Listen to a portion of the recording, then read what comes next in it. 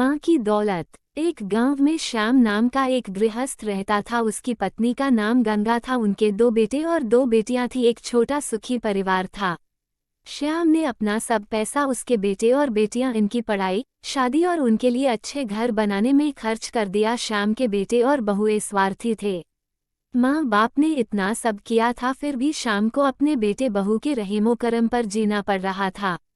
उन दोनों बेटों और बहुओं से बहुत ज्यादा हीनता और अपमान का बर्ताव मिलता था।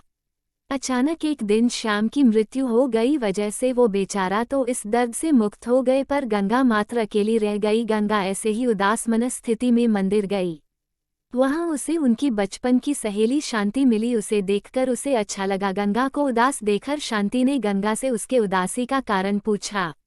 गंगा ने अपने दुखी जीवन का सभी विवरण उसे बताया। वह सब सुनकर शांति ने उसे गुप्त में कुछ तो कहा। वो सभी सुनकर गंगा को थोड़ा सा आधार मिला। दूसरे दिन सुबह जिस प्रकार शांति के बताए अनुसार शांति एक बैग लेकर गंगा के पास गई और वो जैसे पहली बार ही मिल रही हो ऐसा बर्ताव किया। शांति ने गंगा को गले लगा लिया। गंगा ने शांति को पूछा, शांति तुम यहाँ हमारे गांव में कब आए और किसके घर ठहरी हो? गंगा के दोनों बहू गंगा की आवाज सुनकर तुरंत अंदर से बाहर आई।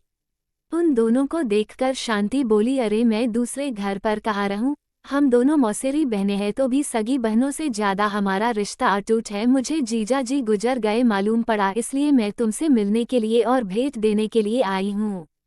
पहले दिन तय किए अनुसार गंगा बोली, शांति तुम मुझे मिलने के लिए आई, यह सुनकर बहुत अच्छा लगा, पर तुम मुझे भेंट देने के लिए कुछ लाई हो, उसका अर्थ मुझे कुछ समझ में नहीं आया।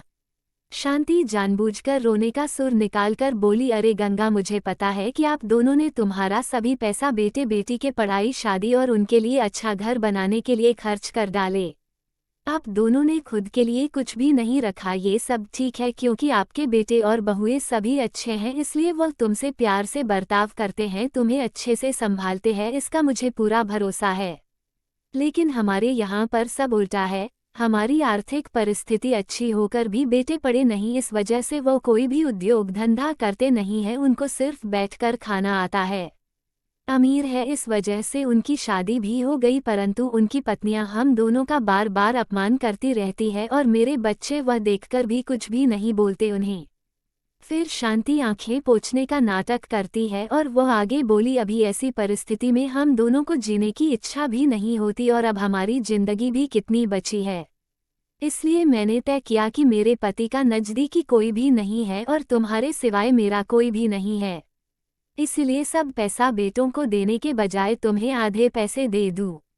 ऐसा विचार करके मैं मेरे पति की रजामंदी से 25 तोला वजन के 10 सोने के गहने और 50,000 रुपये इस बैग में लाई हूँ। इस बैग में 45,000 की नोटें हैं और 1 रुपयों की 5,000 अनाने हैं।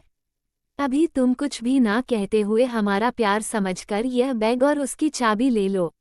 मैं सिर्फ तुम्हारे पास चाय पीकर तुरंत चली जाऊंगी। शांति का ये बोलना सुनकर सास की बहन कोई सामान्य औरत नहीं है, बल्कि बहुत अमीर औरत है और धन की तिजोरी साथ लाई है। ऐसा विचार करके गंगा की बड़ी बहू प्यार का नाटक करके उनको बोली कि क्या मौसी आप इतनी जल्दी क्यों जा रही हो? अभी आए हो तो रहो हमारे घर 2-4 दिन। आपके बेटे और बहू भी नई पीढ़ी के हैं, इस वजह से आप उनके तरफ ध्यान मत दीजिए। आप दोनों पति पत्नी ने आपका जीवन यशस्वी किया है, वैसे ही हमें भी उस बारे में मार्गदर्शन दिया तो अच्छा होगा और कैसे जीवन जीना है हमें भी समझ में आ जाएगा। दोस्तों, अगर आपको कहानी पसंद आई हो तो वीडियो को लाइक और चैनल को सब्सक्राइब कर बेल आइकन जरूर दबाएं, जिससे हर वीडियो का नोटिफिकेशन सबसे पहले आप तक पहुंचे। धन्यवाद।